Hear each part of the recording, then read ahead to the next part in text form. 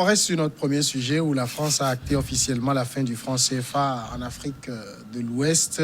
C'était une décision prise au cours d'un conseil des ministres hier au niveau de Paris. Alors, dans votre développement, Jérôme Sosso, avant la pause, vous pensez que nos dirigeants, par peur de perdre le fauteuil, n'auront pas suffisamment le courage de refuser? Naturellement, ça se dessine, ça s'est déjà dessiné par rapport à certaines décisions vis-à-vis de la France. Il y a certaines choses que les chefs d'État africains pouvaient refuser et qui, ne les refusent pas parce que c'est la France qui a décidé, c'est parce qu'on veut suivre la France. Et puisque c'est la France qui donne toujours l'impression que c'est elle qui dirige ou c'est elle qui impose les chefs d'État africains. Donc je ne vois pas ce président de la République, ou surtout qu'ils sont mal élus, ces chefs d'État qui pourront quand même concurrencer ou s'opposer à la décision de la France, je ne le crois pas. Donc, le rôle, en tout cas pour moi, devait être joué par les économistes, les anti-français, c'est-à-dire les activistes qui ne sont pas toujours d'accord avec la gestion faite par la France de l'Afrique. Donc ce sont ces gens-là, et pourquoi pas le bas peuple, qui devait quand même jouer fondamentalement le rôle pour quand même imposer maintenant la volonté au chef d'État d'accepter ce que la base dit. Au cas où, je crois que le bas peuple va rester là-bas, les chefs d'État numéreront toujours les préfets, les sous-préfets de la France. Est-ce que vous pensez que à la fin, les autres pays de la CEDEAO, les 7 qui restent, à part les 8 qui ont en partage le CFA, les autres vont vouloir rejoindre cet écho-là qu'on est en train de leur présenter? Non, je crois que ça sera difficile. Ça sera difficile parce que M. Ouattara a fait ce qu'on peut appeler en griffe le banditisme politique. Le banditisme politique, parce que sa position, nous l'avions connue. Donc, c'est quelqu'un qui était contre la réflexion même. Donc, on se souvient également de sa visite à l'Élysée quand il était sorti du palais de l'Élysée. Comme il a la facilité. L'interview qu'il avait faite. Donc, on a vu qu'il a montré, disons, son aversion par rapport au débat. Il faut que ce débat s'arrête. Et oui, il faut que ce débat s'arrête. Et c'est comme si c'est un colon qui parlait à ses esclaves. Donc, on a vu. Donc, c'est comme s'il avait reçu des instructions quand il est sorti. Donc, il a essayé de donner les ordres. Mais malheureusement, c'est après cette interview, cette sortie médiatique même, que le débat a été même amplifié. Et il a voulu couper l'herbe sous les pieds des chefs d'État de la CEDEAO qui étaient avancés. Jérôme Sosso a bien fait de planter le décor en disant qu'au même moment où nos chefs d'État étaient du côté de Niamey, où lui, Ouattara, devait y être aussi. Donc il a comme il avait un schéma pour faire capoter toute la politique là de la CEDEAO. Donc il a reçu le président français et il a fait d'autres déclarations sous le couvert, je le disais tantôt, de l'UMOA, parce qu'en ce moment il avait, disons, la casquette du président de la conférence des chefs d'État de l'UMOA. Donc c'est dire qu'il a mis l'Afrique dans un problème assez important. Donc il a créé des problèmes. Le temps qu'on cherche à résoudre, disons, cette unicité d'action, vous avez vu même que dans la foulée, le Ghana aussi avait une certaine posture par rapport à l'écho. Donc là, il a réussi à embrouiller les gens et maintenant, il va falloir que nos chefs d'État de la CEDEAO et puis des autres pays puissent également s'accorder sur l'essentiel. Donc c'est là où la France habituellement va tirer les ficelles pour que, disons, cette unicité d'action n'arrive jamais. Et ça fera la part belle à M. Ouattara qui aurait réussi sa mission. Mais est-ce que ça veut dire que le projet de monnaie unique CEDEAO est mort-né maintenant? Non, ce n'est pas mort-né. Donc, je crois que la réflexion est toujours du côté de la CEDEAO. Donc, ils vont l'apprécier et apprécier les termes de référence de ce projet-là par rapport au nouveau contexte politico-économique que nous avons dans l'espace. Donc il va falloir, là où il y a les poches de résistance, il va falloir aller là-bas, essayer d'avoir leur avis, de mener le débat et puis de trouver le juste milieu. Maintenant, nos chefs d'État doivent trouver le juste milieu. Et le juste milieu, c'est quoi? C'est qu'il va falloir penser, disons, à cette indépendance économique-là que nous devons avoir aussi. Certes, l'indépendance que nous avons, c'est cette indépendance assez politique. Maintenant, maintenant. Il est question aujourd'hui de l'indépendance économique. C'est là où je n'étais pas totalement d'accord avec Jérôme Sossou quand il divaguait un peu pour parler des chefs d'État qui seraient mal élus. Nos chefs d'État sont élus au suffrage universel, donc là, ils ont des missions. Maintenant, c'est à nous, également, citoyens, de leur rappeler que ne perdez pas de vue cet aspect du combat du côté de la coopération ou bien de la diplomatie. Et c'est ce que je disais dans un récent développement pour dire que il y a deux entités qui s'imbriquent, c'est-à-dire la politique et l'économie.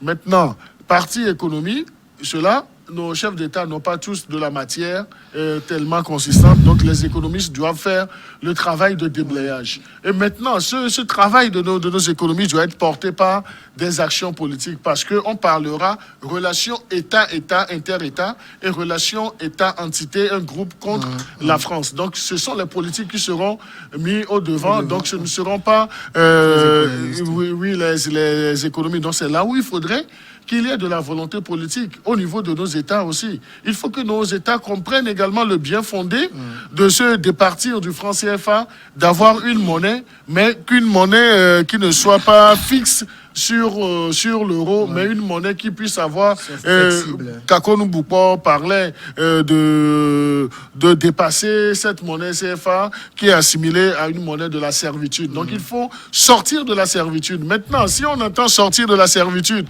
et on nous dit il y a quelques heures que la nouvelle monnaie ou bien l'éco aura toujours une parité fixe avec l'euro, donc c'est que nous ne sommes pas encore sortis de l'auberge. Nous sommes toujours dans la servitude économique. Mais nos États étant indépendants, nos chefs d'État étant bien élus, donc ils doivent jouer leur partition.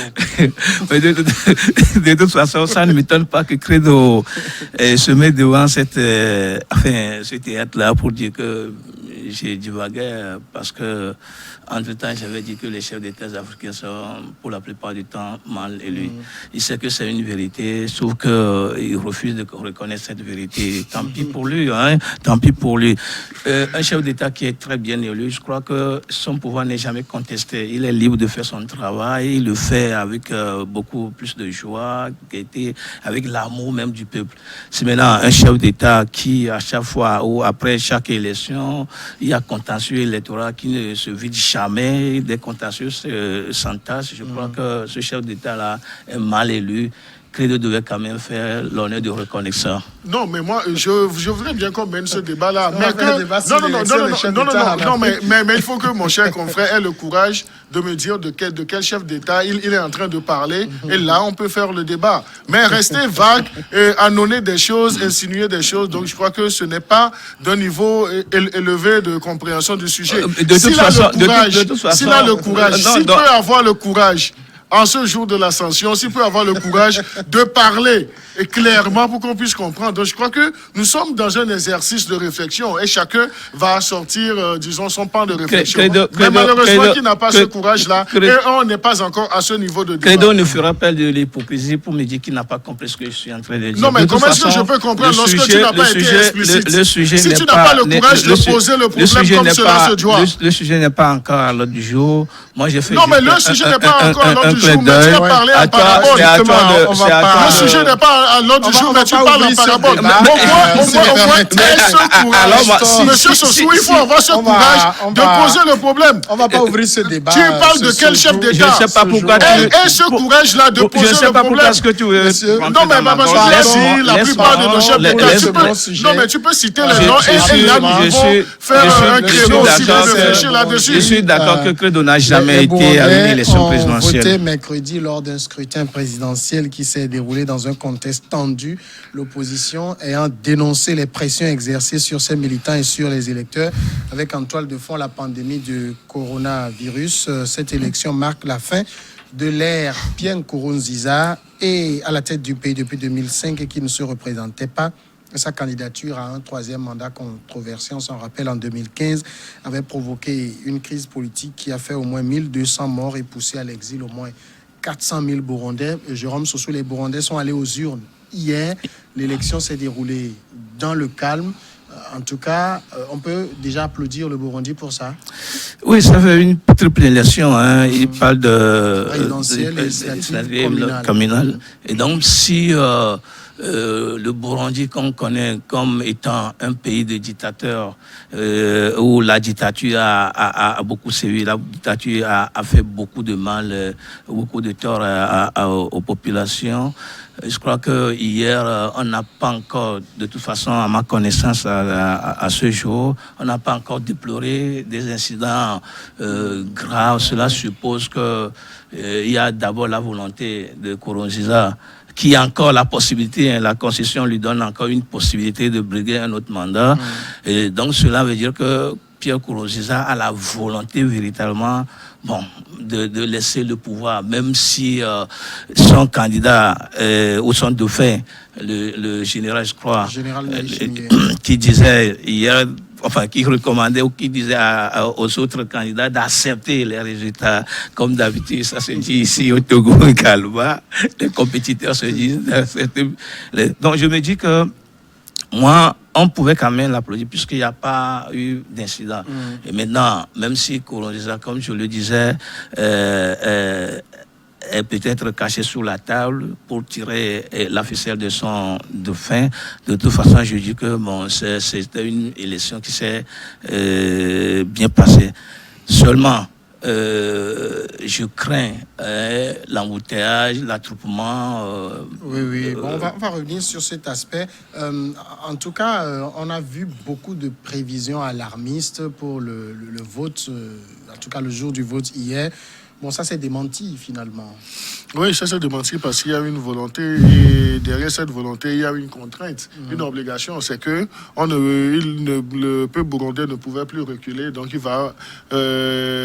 c'était une obligation d'aller au vote. Donc ils sont allés, même si les conditions n'étaient pas totalement réunies, ils sont allés à ce vote-là parce qu'il y avait, disons, une certaine fougue du président sortant qui a dit non, nous irons à ces élections, à cette triple élection, et il va falloir que le peuple se prononce. Et le peuple était devant le fait accompli. Qu'est-ce qu'il faut faire? Donc le peuple ne pouvait pas aller dans la résignation. Donc il faut sortir, même si toutes les conditions n'étaient pas réunies. Et s'il y avait toujours cette peur, et il y avait même un débat autour de leur commission électorale et un débat également autour de la possibilité d'émission de la chose politique dans le débat électoral. Donc là, je crois que ce sont des aspects et il va falloir que l'issue de ces élections, moi je ne parlerai pas encore d'issue heureuse.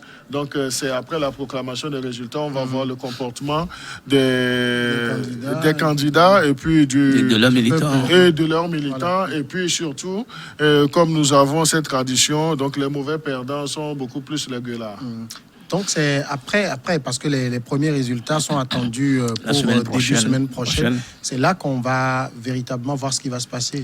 Oui, malheureusement en Afrique, les résultats ne suivent pas en même temps la fin des clôtures des bureaux de vote, comme ça se fait dans d'autres pays. Sinon, je crois que déjà aujourd'hui, on aurait quand même savoir les tendances et puis autres là. Bon, maintenant, je ne souhaite pas, comme Pierre Nkurunziza même avait la volonté de laisser le pouvoir, je ne souhaite pas que les vieux démons ressurgissent encore dans ce pays-là. Quand on a la volonté, il faut l'exprimer à fond. Et donc, je crois que Pierre Nkurunziza devait quand même jouer le premier rôle. C'est-à-dire que quand on va proclamer les résultats provisoires et définitifs, je crois que c'est à lui de jouer le grand rôle. Et quand il se met devant, à mon avis, quand il se met devant la scène, il peut calmer la population. Je crois que tout peut aller dans les normes. Maintenant, s'il veut à tout prix que son dauphin gagne, peut-être qu'avec ça... C'est sa volonté aussi. Oui, mais c'est sa volonté. Il n'y a pas de candidat qui positionne un dauphin et qui veut qu'il perde. Malheureusement. Et c'est ça qui, de toute façon, peut donner des précurseurs à l'horizon. Et donc, si il se peut que le général Ndayi Chimie gagne aussi à la régulière. Oui, on peut là, arguer de fraude quand il y a des élections. De toute façon, si le général gagne à la régulière, il va falloir que c'est, comment peut-on compétiteurs acceptent sa victoire et puis le pays serait... Ce qui est aussi difficile pour beaucoup d'opposants en Afrique. Oui, c'est beaucoup. Enfin, de toute façon... Ils sont plus mauvais perdants que bons joueurs. Oui, mais la plupart du temps, c'est-à-dire que l'organisation même du processus électoral qui fausse le débat. C'est-à-dire que quand quelqu'un a dans son esprit la volonté de gagner à tout prix et qu'il ne veut pas laisser les autres regarder dans l'organisation du scrutin, c'est ça qui amène ces problèmes. Maintenant, si au Burundi, l'opposition a accepté, a bien regardé dans l'organisation de cette élection, je crois que le problème ne se posera pas. Mais malheureusement qu'en Afrique, les mauvais gagnants sont toujours les gagnants et les bons gagnants sont toujours les mauvais, non, les bons perdants sont toujours les perdants, et donc ça pose toujours problème. C'est-à-dire que celui qui n'a pas gagné dit qu'il a gagné, et celui qui devait normalement être le gagnant, on le déclare perdant. C'est ça qui pose le problème généralement en Afrique. Mais je me dis qu'il va falloir à un moment donné que l'opposant, ou bien celui qui a perdu, reconnaît qu'il a perdu et félicite celui qui a gagné. Et puis bon, je crois que... C'est aussi des élections qui se sont déroulées, disons, un peu à huis clos, comme on peut le dire, parce que les missions d'observation moi, j'ai beaucoup aimé ça, de l'ONU et de l'Union africaine ont été interdites d'observation. Oui, non, je crois que le pouvoir politique a dit, en fait, pas d'observateurs internationaux. Nous sommes rodés, nous allons faire nos élections. Ça, c'est une position assez tranchée qui a été prise, et je crois que le Burundi, au niveau politique, a assumé cela. Donc, on ne peut pas aller jusqu'à prêter des intentions pour voir pourquoi est-ce que l'État ou le gouvernement n'a pas voulu que les observateurs soient là. Non, on ne va pas verser dans ce débat-là. Mais ce que nous constatons, c'est que en l'absence même de ces observateurs, donc les élections ont eu lieu. Maintenant, c'est la... Ça fait aussi partie, c'est un baromètre de mesures souvent sur le continent. Oui, c'est un baromètre.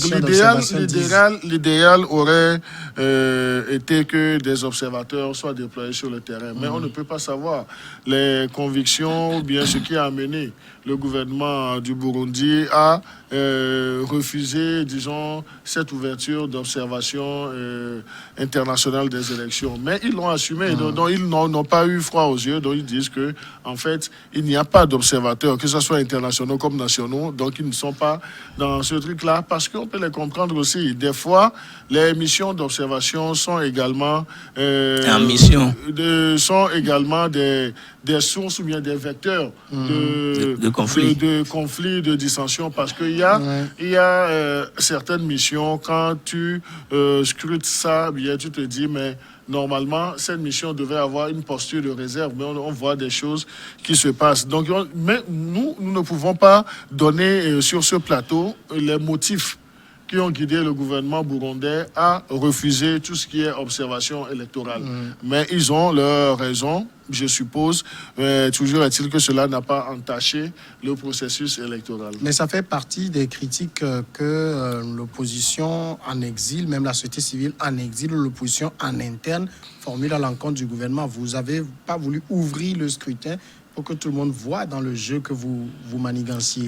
Et la même opposition dit que Pierre Nkurunziza a accepté une observation proche de lui.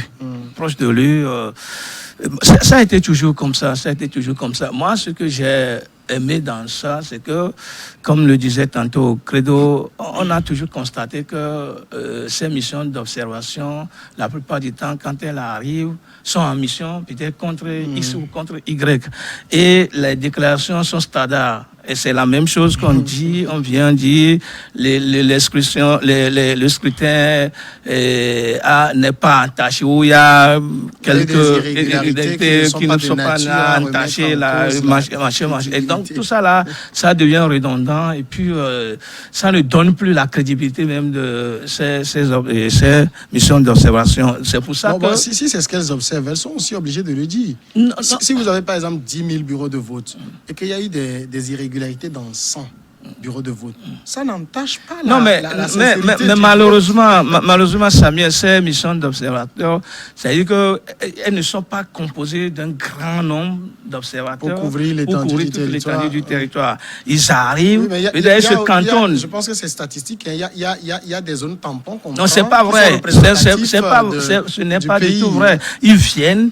Ils sont logés dans les plus grands hôtels du pays. Ils se cantonnent dans la capitale, peut-être en regardant derrière les fesses de nos petites filles là. Et puis bon, à la fin, franchement, ils arrivent, ils tiennent des conférences de presse et la déclaration, elle est la même partout. À part aussi, il y a quelque chose qu'on oublie, c'est qu'elles font une déclaration publique pour les journalistes, pour l'opinion, mais après, il y a un rapport bien documenté qui est fourni où les irrégularités sont bien relevées. Je ne veux pas faire... recommandations mais ces recommandations n'ont jamais été suivies. C'est la même chose que... De toute façon, moi, je ne veux pas faire des confidences ici parce que à la dernière élection... Non, du tout. Non, la dernière... le débat. Tu permets. La dernière élection présidentielle du 22 février, on a assisté à des conférences de presse ici tenues par quelques missions d'observation et ces mêmes personnes, elles ont dit beaucoup autre chose lors de la conférence de presse et moi j'ai surpris ces mêmes personnes là au QG de certains candidats et ils disent autre chose là-bas. Ils disent ça ne donne pas leur crédibilité. Donc c'est pour ça que moi je félicite Pierre Nkurunziza d'avoir pris cette décision. Ils l'ont assumé et heureusement ils l'ont assumé. Oui. Et véritablement l'élection est terminée. Il n'y a pas eu heure, il n'y a rien du tout. On n'aura pas pu entendre ces phrases standards. Oui, non, mais j'ai suivi avec intérêt mon cher ami Jérôme Soussou. Mais je crois que lorsque on ne s'y connaît pas, on ne s'aventure pas sur un terrain. Parce que c'est vrai, les journalistes peuvent faire des analyses, mais parler des missions d'observation comme il l'a fait... Mais je sais que Credo... Ça, c'est de la mauvaise foi parce que... Non, mais ne dis pas ça, non. Une observation électorale répond à des canevas, à des outils, à des mécanismes. Et là, lorsque et vous avez bien fait de le dire, M. Samuel, en disant que à la fin, il y a une déclaration. Une déclaration, et la déclaration bien intitulée déclaration préliminaire. Donc, c'est au lendemain des élections, à un stade X qu'on fait cette déclaration-là. Et après, il y a un rapport général d'observation où il y a également, disons, les recommandations qui sont faites à l'État en vue d'améliorer le processus. Et aller jusqu'à prêter des intentions aux observateurs qu'ils viennent et parler dans un langage assez bas pour dire qu'ils restent dans des... Credo, cesse de dire ça. C'est dès que tu es en train de dire, c'est pas normal là. Je sais que Credo fait partie souvent des missions d'observation. Cela ne veut pas dire que... Laisse-moi ne dire, fais ton analyse. C'est mieux que de dire ces choses comme ça. Tu dis des conneries. Est-ce que je n'ai pas... Est-ce que moi je n'ai pas la capacité d'obsession? Est-ce que moi je n'ai pas la capacité d'observation? Non, c'est pas bien. Il faudrait que... Non, du tout. Il faudrait qu'on se donne un peu du respect dans le débat. Lorsque je le dis, je le répète, lorsqu'on ne maîtrise pas un sujet, on ne s'y aventure pas pour raconter sa vie. J'ai la capacité d'observation, sincèrement. Électorales répondent à des outils, à des canevas. Maintenant, si on ne comprend pas, donc vaut mieux aller à l'information que de venir embrouiller les téléspectateurs sur ce plateau. Donc, c'est ce que je voudrais dire. Tu ne dis rien d'important avec ce que tu dis. Non, mais tu ne dis rien d'important. Je ne voudrais pas, cher ami, je ne voudrais pas que tu fasses la risée. Je souhaite qu'on se respecte dans le débat. Mais je souhaite qu'on se respecte dans le débat. Fais ton analyse, laisse ma petite personne, fais ton analyse. Mais c'est mieux comme ça. C'est mieux comme ça, sincèrement. Oui, et j'avoue que nous sommes dans un débat et lorsque un interlocuteur parle, donc on ne peut pas dire qu'il a la... Mais je ne peux pas me laisser insulter là, c'est pas bien. Je ne peux pas me laisser insulter. Non, je n'ai pas l'intention de t'insulter, cher ami. Je n'ai pas l'intention de t'insulter. Tu l'as déjà fait. Ce que j'ai dit et ce que j'ai vu, c'est que pour ce sujet, tu ne maîtrises pas tellement le sujet. De toute façon, j'ai aussi ma capacité d'observation. Je n'en disconviens pas. Je ne peux pas te reprocher cela. Mais aller jusqu'à faire des affirmations, ça n'honore pas le travail de journaliste. Qu'est-ce que tu appelles par affirmation? Non, moi j'ai dit quelque chose. J'ai dit quelque chose. Non, tu ne sais pas sur quoi je suis tablé pour le dire. C'est tellement bas que non, qu'est-ce qui est bas dans ça? Est-ce que c'est faux? Ce n'est pas faux ce que je suis en train de dire. Ce n'est pas faux ce que je suis en train de dire. C'est une réalité absolue. L'émission d'observation, l'émission d'observation joue un rôle, c'est d'observer et puis de dire ce qui a été, ce qui n'a pas été. Donc là, et on voit qu'est-ce qu'on a l'habitude de voir aussi du côté de nos oppositions africaines, on a comme l'impression que les missions d'observation doivent obligatoirement aller dans leur sens de vue des questions qui sont posées sur le terrain. Non, alors que les missions d'observation sont censées être neutres et ne faire que relever ce qu'ils ont vu sur le terrain.